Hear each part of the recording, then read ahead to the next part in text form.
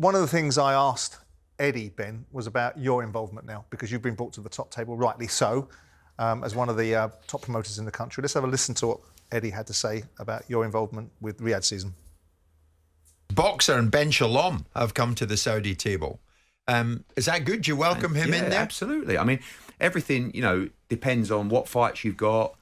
There's been other cards where we've had, I think the last show, we had one fight on the undercard. Obviously, we've got the main event September 21st. We've got the main event on October 12th and the co-main. And for us, my priority is to make sure we have the best schedule and best talent on DAZN. They are our principal broadcast partner.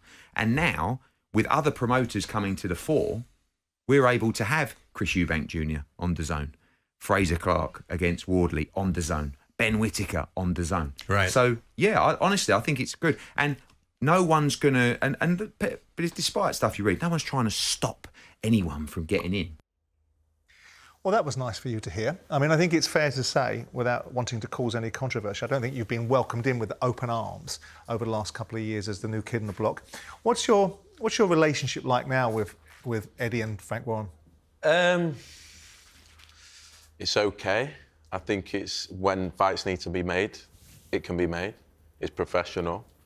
I wouldn't say we were friends by any stretch, personally, in any sense. But the early relationships for us, I think, to hear Eddie obviously talk about, we're not going to block this promoter out and this, that's a very new phenomenon. Do you think you've been excluded? No, but let's not put it down to promoters. Frank and Eddie didn't look at each other, weren't even sat in the room together for 10 years. This is down to this is down to Riyadh season and Turki Alalshikh. Yeah. He sort of said that, didn't he? But it's nothing. That's who's making this happen. It's not the promoters amongst themselves working things out. Eddie said actually that he found it very weird working with Frank Warren to start with, and Turki Alalshikh obviously, and the influence of this whole Riyadh season and the money that was involved as well brought those two together. And he said it was quite a difficult time for them to be working together. Now you all seem to be working together. It must be quite weird for you, because you have felt like an outcast for some time now, and now you're involved with these big shows, and October the 12th coming up as well, and you've got a lot of fighters on there. It must be, quite a strange time for you. It is a strange time. I think everyone's adjusting as a promoter. I think we've all got promotional businesses. It's an exciting time because to be able to make fights and to be able to work with promoters that otherwise was difficult, to say the least. I mean, when we came in, we were vocal about how can we work with promoters. It's not as easy as it is, but we've got someone here who's actually appearing objective, impartial, and as long as that can continue, I think this continues. Do you worry about the future of the promotion game? Because one of the things I said to Hearn was, these guys, because he quite openly suggests that all the fights that they haven't been able to make are now being made, and they're being made solely really by the wishes of this particular individual, Turki Alalshikh, and the money that's behind him for the agenda that the Saudis have.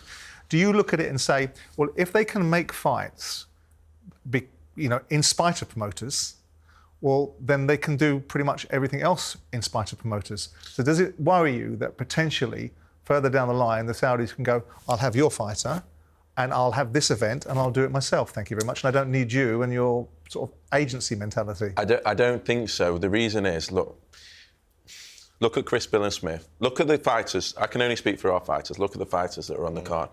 Chris, Bill and Smith, perhaps fighting in November, perhaps being talked about. But before that, Tyler Denny, Josh Buatsi, Ben Whittaker, Chris Eubank Jr. Take, for instance, Ben Whittaker. Who's going to put in the time, the effort, to build him, the first few shows, the first 7 or 8 shows, the ring walks, the investment, Chris Bill and Smith came to us when he was at European level. We sold maybe a couple of thousand tickets, maybe 100,000 people watched it on Sky, not 1 million people. Who is the skill of promotion or the promoters? And I think this is what Turki Alalshikh recognises and Riyadh season recognises. To get to that point, essentially what has been replaced is the pay-per-view model for us, was where, the fighter you build him up, and then suddenly he's a household name. That takes a promoter, and that takes layers within the sport to get to that position. Yeah. Otherwise, Buatsi doesn't fight Aziz for a final eliminator, then that Willie Hutchinson or Anthony Ard fight doesn't happen. To it. I understand Chris Bill and Smith doesn't come in and fight Isaac Chamberlain, we build him in Bournemouth, build his fan base, build his following. Wardley Clark, if that doesn't happen at the O2 the first time and we make it happen and we put so much into it and create such a big spectacle and create stars, then those opportunities don't arise, and those sort of fights aren't going to excite me. The alternate end of that particular conversation is that you build the stars and they come along and take them when they feel like it and have the direct relationships with them when they're stars. So there is that alternate perspective. I'm not suggesting that's going to happen. I'm just curious to see if you think it's a concern. One of the things that Eddie Hearn talked about was another 5v5 between Queensberry and Matchroom. Are you anticipating that at some point, as part of your acceptance into the fold, that you're going to have an opportunity to have a box of 5 v one of the other promotional stables? Do you want that for a start? Of course we do, but I think, look, I have to say, and obviously people don't see behind the scenes and everything that happens, Spencer Brown, who has a direct relationship with Turki Alalshikh, who's brought promoters into the fold, has been a major reason, on the instruction, I'm sure, of Turkey, of bringing me in, of making it this. Would the promoters amongst themselves, would Eddie say, I'd love to do a 5v5 with Ben Shalom next week? I'm smart enough to know that's not the case.